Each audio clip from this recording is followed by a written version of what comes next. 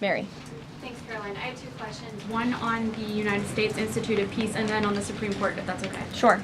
So on the United States Institute of Peace, this is a little bit wild. I understand the old president refused to leave after he was removed from his position. He barricaded himself in his offices, had to be escorted out by police, left the building without Wi-Fi, telephones, elevators, and more, and is now telling media that Doge broke in and illegally removed him. So can you comment on this sequence of events and specify, did Doge illegally enter?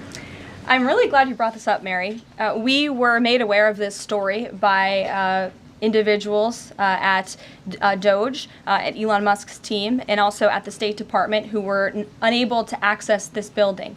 And it became very clear that there was a concerted effort amongst the rogue bureaucrats at the United States Institute of Peace to actually physically barricade themselves essentially inside of the building to prevent political appointees of this administration who work at the direction of the President of the United States to get into the building. There was a piece in the Daily Caller, thank you for sharing the truth on this, about what happened.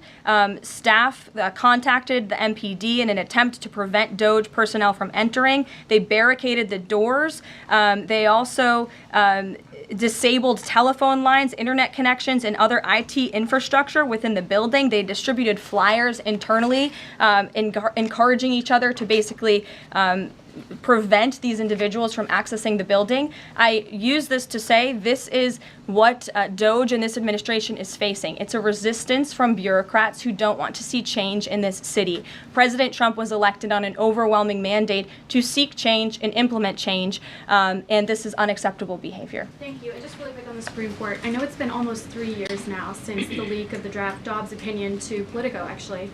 A leak which sparked protesting outside the homes of the justices and even brought on one attempted assassination attempt. I know Justice Alito said that it made the justices targets for assassination, but yet the Supreme Court has not tracked down any leaker. Does the White House have interest in finding out who that leaker was, and can you comment on that at all?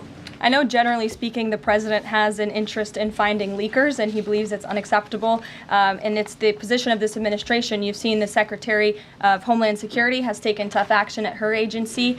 Leaking is unacceptable to this president and to the leaders across the board in this cabinet, especially when it puts people in harm's way. Sure.